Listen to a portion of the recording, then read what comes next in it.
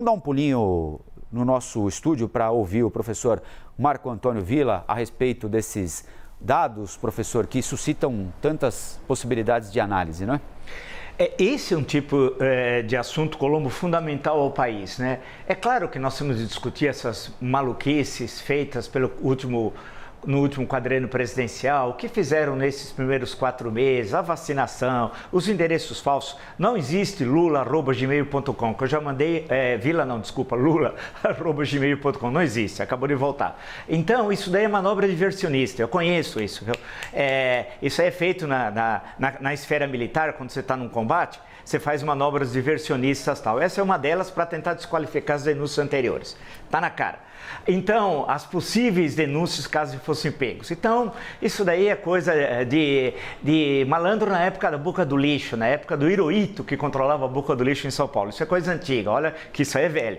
Agora, a questão do Rio de Janeiro, e isso é um exemplo para grande parte do Brasil, é algo extremamente preocupante, né? A segurança pública, ela é motivo, geralmente no processo eleitoral, sempre de destaque pelos candidatos, por exemplo, aos governos de estado, que falam de que vão reformar a Polícia Militar, aumentar o salário, né, da Polícia Civil e melhorar os quadros, os prédios, etc. Falam, pouco fazem, né, das suas promessas eleitorais. Mas há um outro lado da moeda, que quando se fala em política e direitos humanos, há um discurso que vem dos anos 80, que fala assim, que direitos humanos, que nada, é humanos direitos. Isso é muito repetido desde a época do Maluf, na eleição de 1986. Alguns mais velhos, ou se vocês procurarem no YouTube, os mais novos, vão encontrar um deputado que tinha um programa policial, não vou falar o nome dele aqui, que era muito expressivo à época, foi recordista de voto à Assembleia Legislativa.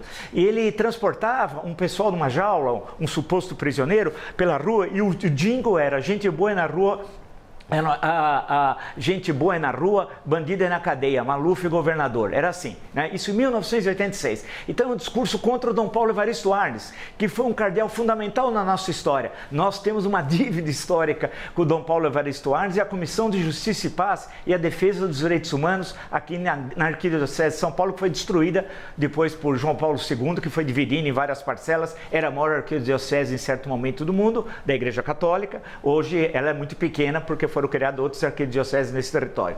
Então a questão da violência está presente, né? Me lembrei também de episódios da Baixada Fluminense, de ataques a bispos na Baixada Fluminense, que denunciavam durante a ditadura militar a questão da repressão policial. Lembrar que no Rio a escuderia Lecoque é o Esquadrão da Morte, né?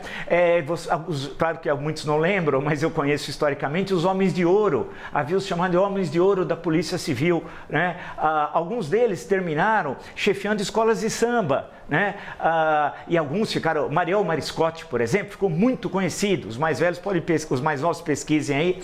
Então se tem toda uma estrutura policial na Polícia Civil e na Polícia Militar que tem essas gravíssimas violações aos direitos humanos. E por razão que eu não sei, então não posso ser, nesse sentido, fazer uma acusação sem nenhuma sustentação, né?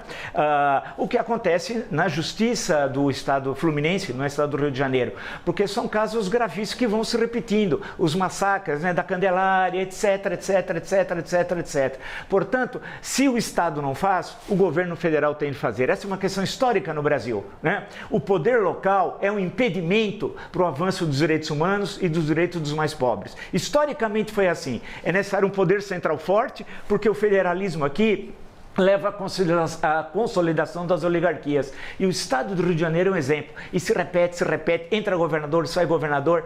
E poderemos iniciar a solução, e concluindo dessa questão, fundindo, e essa é uma discussão importante para o Parlamento e para as Assembleias Legislativas, as 27, e no Congresso Nacional. Fundir Polícia Civil e Polícia Militar, como em todos os países democráticos. Essa é a questão central. Agora precisa ter coragem de começar essa discussão. Oficiais nossos aqui da PM, eu já estive ali na Coronel Fernando Prestes, eu já conversei com um dos que dirigiu a Polícia Militar em São Paulo, ele era favorável à fusão paulatina, né, da Polícia Civil com a Polícia Militar. Aí você começa a organizar o aparelho policial, dando uma outra visão de mundo, uma outra relação com a sociedade para impedir tragédias como essa, que não é só no Rio, é no Brasil inteiro. Claro que em São Paulo a situação é um pouco diferente, porque nós temos, sem exagerar, a melhor Polícia Civil, a melhor Polícia Polícia Militar do Brasil pela estrutura que foi construída aqui desde a Primeira República em 1889, inclusive no campo da segurança pública.